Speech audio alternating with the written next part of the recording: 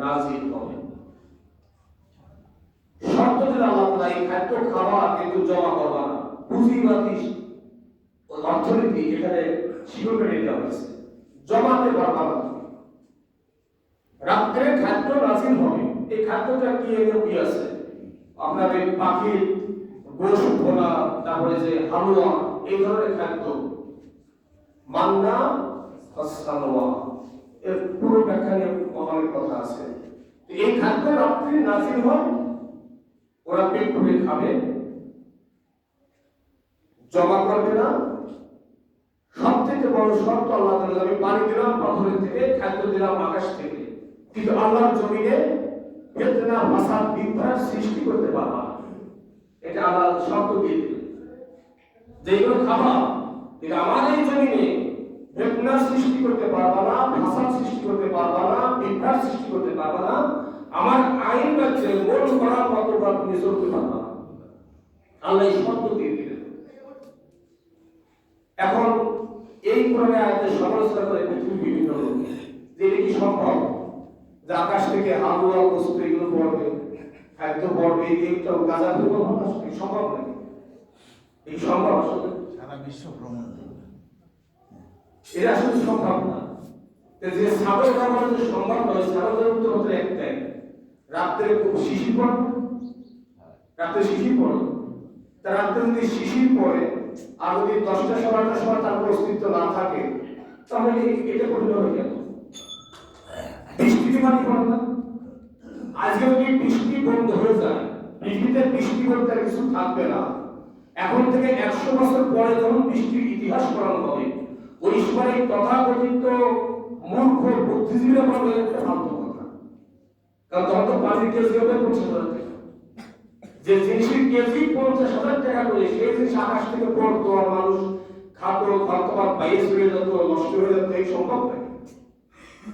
আকাশ থেকে যদি এত দামি খাদ্যের থেকে পানি যাবে না, সে দামি যদি আকাশ থেকে পড়তে পারে, পানি যদি পড়তে পারে, খাদ্য পড়তে পারবে না কেন? এটা আল্লাহর ইচ্ছা।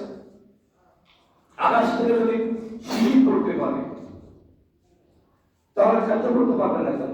কারণ পানিও যে দেয়, শিশিরও যে দেয়, পূর্বে খাদ্য সেই। আবার এখন পানি পড়ছে, বৃষ্টি একটা বন্ধ হয়ে যেতে পারে।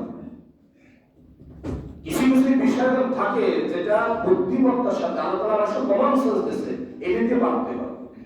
আজকে বিশ্বকাপ ফুটবল খেলা হয় না, এই বাংলাদেশের থেকে অন্তত 5-10 লক্ষ টাকা ব্যয় করে বহু ছেলেমেয়ে নিয়ে এই খেলা দেখতে যায়। কি করে জানেন? খেলা দেখতে যাওয়ার রাত্রের মধ্যে আছে 20 লক্ষ টাকা ব্যয় করে পরিবারবর্গ নিয়ে ওই মাঠে বসে খেলা দেখতেছে, হোটেল ভাড়া করে থাকিছে, আবার ফিরে আসছে।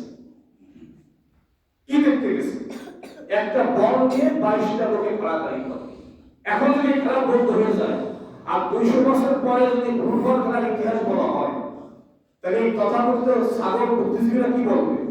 যে একটা বল নিয়ে 22 জন লোকে খেলাধুলা করতো, তাই দেখার জন্য হাজার হাজার মানুষ কাজ কাম বাদ দিয়ে, লেখাপড়া বাদ দিয়ে ওই মাঠে যে বসে দেখার জন্য, আপনি দেখার বিষয় 22 জন লোকে একটা বল দিয়ে খেলাধুলা করে। এগুলো হচ্ছে এক একটা সময় এক একটা বিষয়। এই আকাশ থেকে খাদ্য আল্লাহ তাআলা নাযিল করতে, ওরা বিশেষ একটা সময়ে বিশেষ বিষয়। এটা বিশেষ বুদ্ধিমত্তা ছাড়া অনুধাবন করা যায় না। এখন তো হয়ে গেছে সব টাকার ব্যাপার হয়ে গেছে। যে মাছ চাষ করে বিক্রি খায় সে হচ্ছে মৎস্যজীবী, যে কেশিটা বিক্রি করে খায় সে কৃষিজীবী, আর যারা বুদ্ধি বেঁচে খায় তারা হলো বুদ্ধিজীবী। এরা পৃথিবীর বিভিন্ন মিশনারি থেকে কোটি কোটি টাকা দিচ্ছে, দেশের কোনো কাম নাই, ভালো লেখাপড়া নাই, ভালো কোনো পথ নাই, ভালো ব্যবসা নাই, 1 কোটি টাকা গাড়ি দিচ্ছে। এসে টেলিভিশনে ঢোকে আর দু একটা ভালো কথা ওরা শিখে দেয়, সেটা বলে চলে যায়, কোটি কোটি টাকা ধরে দেয়। এরা বুদ্ধি ব্যবসা বুদ্ধিজীবী। মাছ বেঁচে খায় মৎস্যজীবী, ধান পাট বেঁচে খায় কৃষিজীবী, আর যে বুদ্ধি বেঁচে খায় সে হলো বুদ্ধিজীবী। তারা হচ্ছে বুদ্ধির জ্ঞান এত কম যে সত্য বাস্তবতা বুঝতে পারে। তাই আল্লাহ তাআলা এই খাদ্য পাঠাচ্ছেন, প্রতিদিন নির্দিষ্ট সময় পর্যন্ত থাকে, তারপরে এই শীত যখন চলে যায় ওটা খাদ্যটা তখন চলে যাবে। এখন থেকে শুরু হলো আমার যে লাভ হবে, এখন থেকে আবার মানে বিপদ থেকে উদ্ধার হয়ে গেলে কিছু লোকের তেল হয়, এর মধ্যে কিছু লোকের তেল হল। এরা সাধারণত নেতৃত্ব দিতে চায়, এরা চায় যে নতুন একটা কথা উঠে দিয়ে আমি ভাইরাল হবো। ওয়াজ মাহফিলে কিছু বক্তা আছে, কিছু নেতা আছে, আবার কিছু গাঁওতে বুদ্ধিজীবী আছে।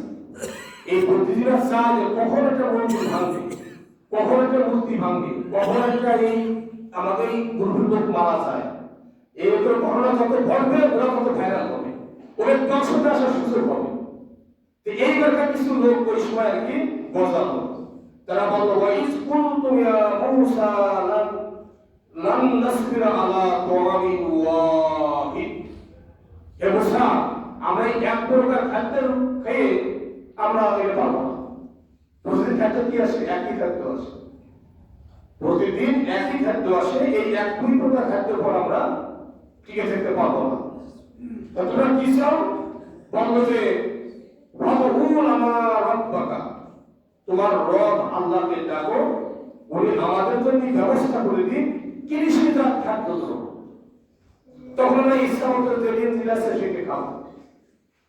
এই কথাটা বলেছিলেন মূসার বিকল্প একটা নেতৃত্ব গড়ে তোলার জন্য। কিছু লোক মনের থেকে চায় না, একদম মুখে এসে মঞ্চে বলে কিছু শ্রমিককে পক্ষে নেওয়ার জন্য, কিছু কৃষককে পক্ষে নেওয়ার জন্য, কিছু শিক্ষককে পক্ষে নেওয়ার জন্য। স্বার্থ কিন্তু শিক্ষক আন্দোলনের যত নেতা আজ পর্যন্ত শিক্ষকদের কিছুই দিতে পারে না, কিন্তু ও সরকারের থেকে হোক আর যেভাবেই হোক কোটি কোটি কোটি টাকা আয় করে নিচ্ছে। স্বার্থ এখানে যারা দাবি করলো যে প্রত্যেকের আকাশ থেকে এক প্রকার খাদ্য নাজিল হয়, সেই খাদ্য নিয়ে আমরা বসে থাকতে পারবো না। তুমি তো রব আল্লাহকে ডাকো, উনি আমাদের কৃষি মাটির থেকে উৎপন্ন জিনিসটি আমরা যেদিন ইচ্ছা যেটা সেটা বেছে বেছে খাবো। যেমন তারা যেমন বলে দিল মিন বাকলিহা ওয়া কিসরাইহা ওয়া ফুমিহা ওয়া আদাসিহা ওয়া বাসালিহা, এই পেঁয়াজ, রসুন, আদা, গম, জব, এরকম বিভিন্ন প্রকার কৃষি উৎপন্ন খাদ্য আমাদের জন্য ব্যবস্থা করে দাও। আল্লাহ আমাদের প্রতি সন্তুষ্ট হয়ে টিকে থাকতে পারবো না, এই জন্য নিজেরা বাক্য তৈরি করবো। এর থেকে বড় শিক্ষা হলো আমাদের, আমরাও অনেক সময় আল্লাহর দেওয়া বিধানের প্রতি খুশি থাকতে পারি না, নিজেরা বাক্য তৈরি করি, তখনই আমাদের বরকত নষ্ট হয়ে যায়। যেমন দেখেন ব্যবসার ভিতরে আল্লাহ তাআলা বরকত নিহিত রাখছে। আপনি হালাল ভাবে ব্যবসা করবেন, আপনার এই ব্যবসায় বরকত হবে। কিন্তু আমরা এই হালাল আল্লাহ দেওয়া বরকতে সন্তুষ্ট না, এজন্য কম দিই, মানে ফাসাল দিই, মানবতাকে মূল্য বৃদ্ধি করি, চোরাচালানি করি, কালোবাজারি করি। আল্লাহ বলল হালাল ভাবে ব্যবসা করতে বরকত আল্লাহ দেবে, আল্লাহ বরকত দেবে, আল্লাহ এই বরকতে আমি খুশি না। আমি চালাম থেকে ওজনে কম দিয়ে মানে বাজার দিয়ে দ্রুত বড় হয়ে যাবে, তাই এই যে আল্লাহর উপরে বাধ্য করি কথা। আমি কৃষি কাজ করি, আল্লাহর দেওয়া বিধান মতো করবো, এর ভিতরে আল্লাহ আমাকে বরকত দিবেন। কিন্তু আমি চাইলাম যে আমার যতটুকু জমি আছে এতটুকুই আমার বরকতের পোষাচ্ছে না, এই যে পাশের জমি ছেড়ে নিতে হবে, একটা এতিমের জমি দখল করে নিতে হবে, বোনদের জমি ফাঁকি দিতে হবে, শরীরকে ফাঁকি দিতে হবে। আমার জমির পরিমাণ বেশি হয়ে যাবে, ফসল বেশি হবে, আমার বরকত বেশি হবে। এটা আল্লাহর উপরে মাত্র করি। একই অবস্থা চাকরি, যে আল্লাহ তাআলা আমাকে হালাল চাকরির ব্যবস্থা করে দিয়েছেন, এই চাকরির ভিতরে বরকত আছে। আমি যদি আল্লাহর এই বরকতের উপরে তারপর করে বসে থাকি, আমার সব প্রয়োজন আল্লাহ থেকেই ফয়সালা হয়ে যাবে। আমি মনে করেন যে না এই 30-40 হাজার টাকা বেতন নিয়ে চলে সম্ভব, আর দ্রুত বাড়ি করতে হবে, এ করতে হবে, তা করতে অনেক টাকার প্রয়োজন আমার, তখন আমি ঘুষ খাওয়া শুরু করলাম। কি খাওয়া শুরু করলাম? ঘুষ খাওয়া শুরু করলাম। এই যে এখানে আমার বরকত নষ্ট হয়ে গেল। এখন আমাদের যদি বড় লোক হতেই হয়, ওই ঘুষের মধ্যে দিয়ে বড় লোক হতে হবে, কারণ আল্লাহর বরকত বন্ধ হয়ে গেছে। আর যতক্ষণ আপনি সৎ অফিসার, সৎ কর্মচারী, ততক্ষণ আপনার বেতনের ভিতরে আপনার বরকত আছে। আপনার সব প্রয়োজন আল্লাহ পয়সা করতে আল্লাহর বিধানের উপরে আমরা বাধ্য করি।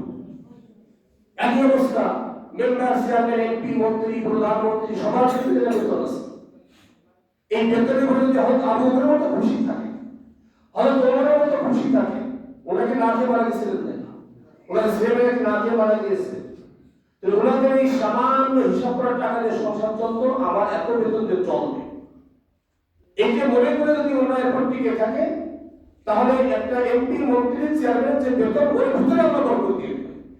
কিন্তু উনি বলছেন না, আমার দ্রুত আল্লাহর এই বরকত আমার পোষাচ্ছে না, আমাদের দ্রুত বড় লোক হতে হবে। তখন সে সরকারি সম্পদ আত্মসাৎ করা শুরু করতো, জনগণের সম্পদ গাড়ি খাওয়া শুরু করতো, জনগণের একটা কার্ড দেবে তার বিনিময়ে ৩-৪ হাজার টাকা নেওয়া শুরু করতো। আল্লাহর বরকত কিন্তু বন্ধ হয়ে যেত। এখন ওর প্রয়োজন আল্লাহর পক্ষ থেকে মিটবে না, এখন ওর প্রয়োজন মিটাতে হলে এই আত্মসাৎ, দুর্নীতি এর ভিতর দিয়েই তা পূরণ করতে হবে। এই বান্দা যতক্ষণ পর্যন্ত আল্লাহর দেয়া বিধানের উপরে সন্তুষ্ট থাকে, ততক্ষণ সব ফয়সালা আল্লাহর পক্ষ থেকেই হয়ে যায়। কি মনে করবে আপনি একটা সালিশ করবেন, কোর্টের বিচার করবেন, রাষ্ট্র পরিচালনা করবেন, এজন্য আল্লাহর বিধান দিয়ে আসছে না, আপনি এই বিধান অনুযায়ী করবেন, দেখবেন যে রাষ্ট্রীয় যত সমস্যা তার সমাধান, রাষ্ট্রীয় যত প্রয়োজন তার সব প্রয়োজন পূরণের ব্যবস্থা আল্লাহর পক্ষ থেকে হয়ে যাবে। যেমন মুসলমানদের পানির ব্যবস্থা হয়ে গেল, খাদ্যের ব্যবস্থা হয়ে গেল, সাগর পানির ব্যবস্থা হয়ে গেল, ওইভাবে আপনার রাষ্ট্রের সব ফয়সালা আল্লাহ থেকেই হয়ে যাবে। কিন্তু যখন আপনি আল্লাহর দেয়া বিধানে সন্তুষ্ট না, এখানে নিজেরটা ভাজানো শুরু করলেন, তবে আল্লাহর বরকত নষ্ট হয়ে গেল। এখন আপনার রাষ্ট্র শক্তিশালী হতে হলে, রাষ্ট্রকে দারিদ্র্যমুক্ত করতে হলে, রাষ্ট্রকে বিশ্বের উচ্চ পর্যায়ে নিতে হলে এই অবৈধভাবে আল্লাহ বরকত বন্ধ হয়ে গেছে।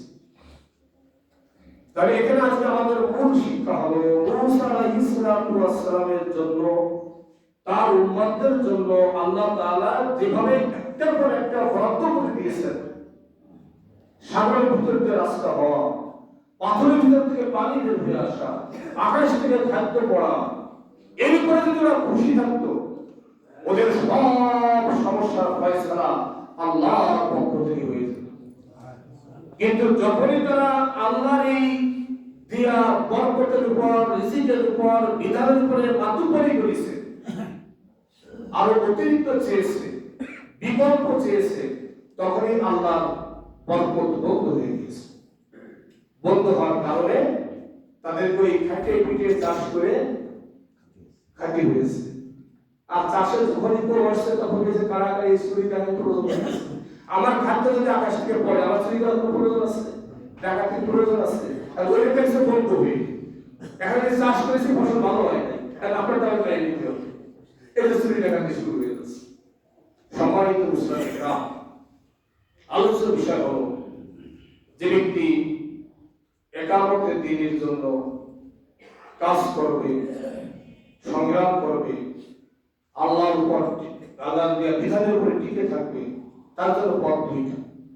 এক নম্বর পথ হলো তার যাবতীয় প্রয়োজন বিশেষ বিশেষ মুহূর্তে বিশেষ সাহায্য দিয়ে আল্লাহ তাআলাই ফয়সালা করে দেবেন। আর যখন আপনি আল্লাহ তাআলার বিধানের উপরে টিকে থাকবেন, আল্লাহ আপনার ঈমানকে আরো পাকাভুক্ত করার জন্য, আরো যাচাই করার জন্য, পরীক্ষা নেওয়ার জন্য মাঝে মধ্যে বিপদ আপদ চাপিয়ে দেবেন। তো যারা এই রাস্তায় কাজ করছেন তাদের উপরে কোন কোন ধরনের বিপদ আসছে, আর যারা এই রাস্তায় কাজ করছেন তাদেরকে আল্লাহ তাআলা কোন কোন দিক দিয়ে সাহায্য করেছেন, এই আলোচনা আমাদের আরো 2 জুমা চলবে। আগে এক জুমা হয়েছে, আজকে দ্বিতীয় জুমা, আরো সামনে 2টা জুমার মধ্যে দিয়ে আমাদের এই পয়েন্ট শেষ হয়ে যাবে।